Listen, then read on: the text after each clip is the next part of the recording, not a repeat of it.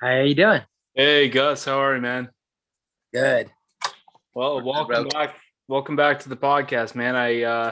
I'm sorry if I rushed you at any point there. No, no, you good. That's good. How was training and everything?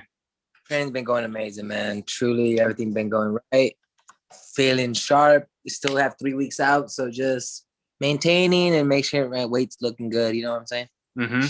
Yeah, it's actually first of all, before I get into your weight, I do appreciate you taking the time to come on my podcast. As I said, I know the last couple of weeks is kind of with the weight cutting and everything. I'm sure it's probably not the best part of the job, right?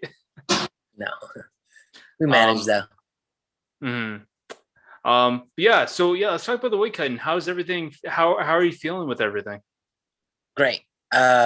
I'm like two to 3 pounds away from where I cut from the day of. Okay. So 3 weeks out, only being 3 pounds, it's way ahead of schedule. So I most likely everything's gonna come out great. Just gonna go in there.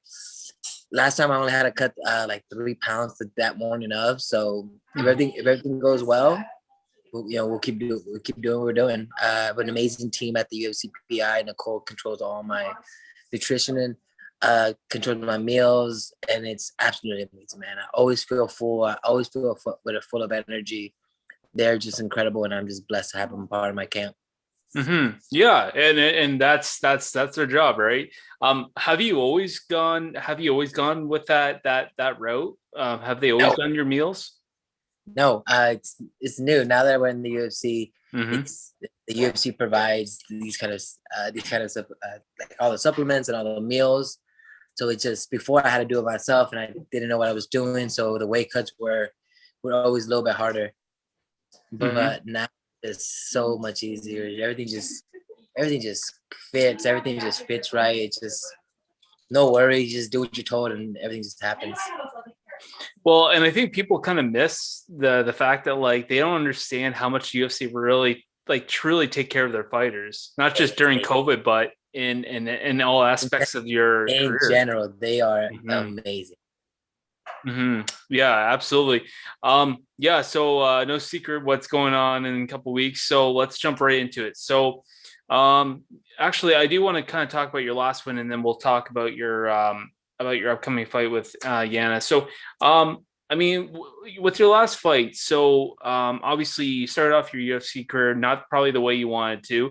But you got a big win, big submission win on a pretty decent card. What was like how was the feeling being able to do that? Getting the first win out of the UFC, it's just relieving. It was just something you always wanted to do. You gotta get that first one out of the way. Uh, Luckily, it worked out that I got the opportunity to give my buddy Anthony Burchak the chance to get into the UFC. We had a fight, but we Yeah. sparred so many. It wasn't that big of a deal. You know, we just it was just another day in the office. I went in there, had my business. I know he's a tough fighter. I think he was on a 5 fight win streak. Amazing grappler, great striking. But I just work super hard and just keep doing what I'm doing. I just go in there and just destroy people. hmm and I guess adding on to that, having like a first round submission, did that really kind of put the bantamweights on notice? Like, hey, I'm coming in there. Hopefully people notice me a little bit more. hmm I've been wrecking people for a while. I'm just getting better, man. My striking's getting better. My ground, hmm it's been phenomenal. I'm haven't showcased none of my ground skills yet. A lot lately, a lot of my wins been coming out from knockouts. So not saying that hmm I'm just gonna my my striking has improved a lot, but my overall game is to get people to the ground and control and damage and just destroy people. Yeah, of course. And and I think I was very impressed with it. It's crazy because it wasn't just actually your next opponent. I've had him on the podcast as well, and I had both of you previously, previous before that card happened. So I watched the whole card. Actually, no, sorry, excuse me. I had three guys that I previously did just before the card aired, and it was honestly it was one of the best cards of 2020 in my opinion. One of the best, I guess, UFC Fight Night cards. Hence, I mean, it was on Halloween, so it all kind of. I thought it was probably one of the best cards, like I said, and I was very impressed. And I think it was kind of hard to really understand who was going to get those 50 Gs. I thought I had it, but hopefully the next one, me and Andreas, put a fight of the night out there and just get that 50 bonus. Mm-hmm. Absolutely. And what was it like to have such a win on that card? Did you feel like that energy in the air, like after your win and then the next one, and like how did that? Felt good, man. Everything just felt right. Everything just felt right. I was such in a happy place. I'm literally the happiest I am right now. Mm-hmm. Never been any happier. Everything. I have no stress. I live an amazing life. I'm blessed to be able to work during this whole COVID thing and just be able to do all these amazing things. Mm-hmm. So I'm just gonna keep working hard and just taking people's heads off. Yeah, man. No, I do want to kind of move on to your opponent Adrian Yanez. Another guy, I mean, kind of in the same boat you are. Both had impressive wins on the same card. So I had an interview with him quite recently after that card transpired, and I kind of talked to him and I said, hey, so like towards the end, I asked, hey, like do you have anybody in mind that you're kind of looking at who you like to fight? And he brought up a couple of guys, but he brought up your name. He's like, yeah, that Gustavo Lopez guy. I think, yeah, I think I'd like to fight. I think that'd be a good fight. And I said, okay. So, did you kind of have the same thought process when this fight was coming up? Not at all. I didn't even know he called me out like that. Got the call like, hey, you're gonna beat up this next guy. And I'm like, all right, problem done. I don't know who he is. Mm-hmm. We looked him up a little bit, saw that he's a really good striker, but we'll see. My striking has improved so much. I might just knock him out myself. And yeah, and I mean, like, I think it's a great fight for both of you because you both are, like I said, you guys are both kind of in the same boat. You both are those prospects I think need to clash and see who's the best of the prospects right now. Yeah, definitely. I just don't. I feel like I'm better. I'm more well-rounded. I'm not sure which is how's his ground. Do you know, like, if he's what kind of level he's in jiu-jitsu? How good is his wrestling? Because I know he's an amazing striker, but anything other than that, like, there's not that much info about it. So. Well, and I know in his. Sorry, go ahead, man. What did he say? Well, I know in his last fight, if you watch it, like he definitely didn't want to go to the ground. I know the guy was trying to shoot a lot. I mean, he definitely had that defense there for sure, and he talked a lot about that. So, do you think is that something that you think you're gonna have an issue with him, or not at all? I'm in a different level of my ground. I'm in a different level of my wrestling. He may be able to stop one shot, two shots, but I'm a relentless fucking monster on the ground, man. My wrestling, my grappling is phenomenal. It's world class. I'm gonna get on people. I'm just gonna fucking drown them. I'm gonna get him in deep waters, and he's gonna get fucking destroyed. But that's if I don't knock him out before I get down there, man. To tell you the truth, my hand's been looking sharp. I've been feeling great, and we'll see where the fight goes. To be always gonna come out and fucking just punch me and try and knock me out. Good luck, I've been feeling sharp. I'm looking great. Make sure you don't trip, because if he falls down, it's gonna be a bad night for him. Well, and I think I love the confidence that you bring into this fight. So as from my collective from you, like you're feeling good, everything's kind of going right. It's almost like that like almost like that weird kind of feeling, like like how you already know how this is gonna play out. He's gonna get fucking smashed, man. I'm gonna Khabib him. I'm gonna get on his face. I'm gonna fucking wreck him. It's I don't think he ever felt someone like me. I've gone with people that are world class guys, and they're like, bro, you're a different level, and I know I am. I've been training with the best. I have amazing coaches. I've learned a lot from one of my first mentors, Brian Caraway. It's a phenomenal guy on the ground.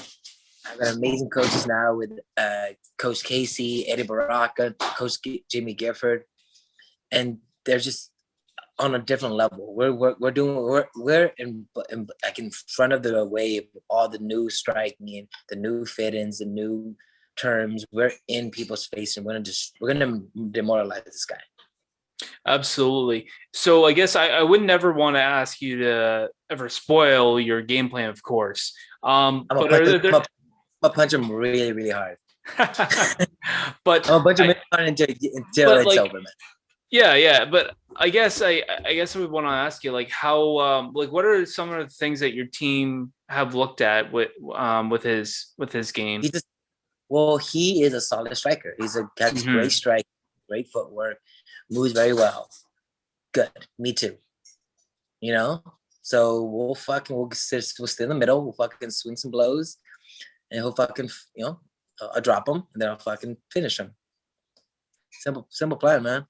It's all in your bag. You're gonna do whatever you want in this fight.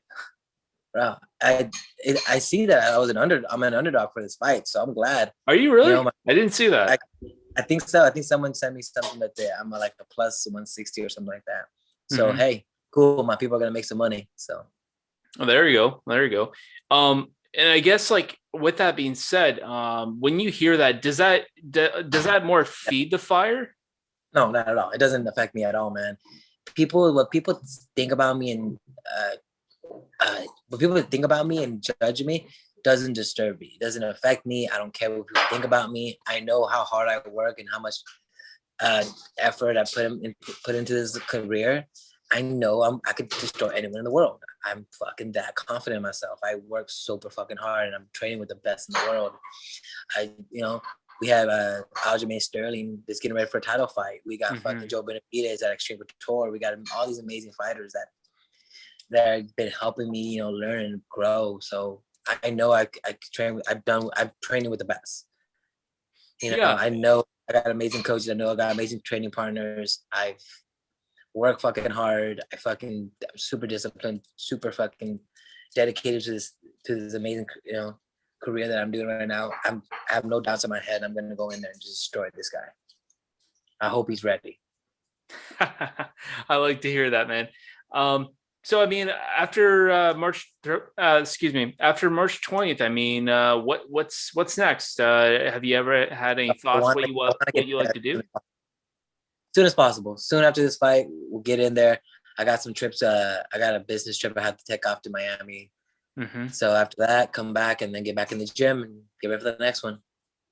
So you have any? Do you have, like, I know you said you got the business trip. Is there any, like, any plans? Like, do you want to do anything? Like, do you want to go anywhere? No, it's in Miami, so we're gonna take off Miami, enjoy myself. There you go. Some work, handle my business, and then come back and just back in the gym. Continue to get better and get ready for the next one. I want to get a really, really busy schedule this year and get a couple more fights, get a couple more wins, get some more bonuses, and keep winning. Okay, there you go. And I mean, with 2021, I mean, with COVID going on, I mean, we understand there's fights that get pulled out, there's things that happen. So how many fights would you like this year? 5, 6, 7. Okay, so you're gonna beat Kevin Holland's record here. I'm gonna try to be as busy as possible. So with your weight cuts, does that enable you to have more fights? Yeah, I think so. I think being able to control my weight and just being so light as I am now, it should be easy. And I get huge after the weigh-ins. I'll get up to like 60. So Jesus. From 35. Yeah, and it's crazy because I know guys that get bigger than me, but I'm a pretty big monster walking into that cage. So, like, if you're walking at like 160, that's what you're trying to say. If you're walking at like 160, how do you cut to 135 so easily? It's science. Nicole, UFC, everything. It's a certain diet, a certain way we cut the night before. Way it's the UFC has. If you do what you're told, you shouldn't be able to miss weight. The people that miss weight are just people that just don't listen and just don't follow the instructions. We have the UFC that provides everything that you need. They test on you. They do all the body composition. They know exactly where you get to. All you got to do is do what you're told. Eat the food they tell you to eat. don't mess around, and just work out the way they tell you to work out. It's a pretty simple formula, man. We have amazing doctors, we have amazing physical therapists that take care of your body. There's no reason why anyone should miss weight, especially with the efforts and doctors and help that the UFC provides. Yeah, and I know I think it was it last weekend or the weekend before, there was one fight where the guy was like 11 pounds over. Do you think that's that's totally unacceptable? How do you see that work out? It's on them. They're just lazy or something happened that they didn't understand or don't follow. They didn't listen to what their coaches were told. You shouldn't be able to. They test you. They check your weight. They know how much you're at. It's something that, they're like, oh, I'm just gonna do what I want, and they thought with their way they were gonna do it right, and it always backfires. Do what you're told. We have amazing coaches and nutritionists and doctors that help you do it. Just listen. And I guess obviously you're fighting at the Apex Center, so I heard something about they possibly might have a bit of an attendance there at the fights. Cool. I don't know what's going on there. Is that something that you would look forward to if they do decide to do that? Doesn't affect me. I'm gonna go in there. I'm gonna go in there, handle my business, and go home. There you go. And I guess if you don't mind me asking, how far do you live from the Apex Center? Like 10 minutes away. Oh wow! So this is like easy peasy. I'm going down the block, get that win, come back, and just hang out with my pup. Of course. And I mean, obviously, there's protocols. So are you able to just go down? Are you able to just drive right in? How are they gonna deal with it? You go into the hotel that they have a quarantined off. You're there, I think, on Tuesday, and you're stuck in the hotel for 3 days before the weigh-ins. They do the tests. They test you before that. They test you when you get there. They test you the next day. You're stuck in a bubble. You cut your weight in there. You weigh in. Next, you come back to your hotel. You sleep. You go fight. After you win, you go home. Yeah. Well, I know they wouldn't want you to be having people smuggle shit into your room, not like Zaitar Ottoman or Ottoman Zaitar. I don't know how the hell you say his name. Did you hear about him getting back in the UFC? No, haven't heard anything. Yeah, I guess they re-signed him, or they didn't. Sorry, they didn't get rid of him, but he's back in. So good for him. He's a good fighter. So hopefully, whatever happened, just learned his lesson and just do your. It's crazy. I guess I just want your thoughts on the matchup this weekend, main event. Jan Blachowicz and Israel Adesanya. Who you got in this fight? I don't know, man. Adesanya is such a fucking talented fighter. It's just amazing. But the other guy, I forgot his name. Blachowicz, yeah, he's a huge, bigger weight. I don't know how he's gonna move. We'll see. On the Peter Yans and Sterling, I think Sterling has the ability to win it, but Peter Yans hits like a truck, man. He's a solid wrestler, solid ground. So we'll see. And then with Stipe has always been one of my guys that I coached with them with the Ultimate Fighter. We're good friends, but Francis is over here, one of our teammates at Extreme Couture. So I'm just gonna sit back and enjoy the fireworks.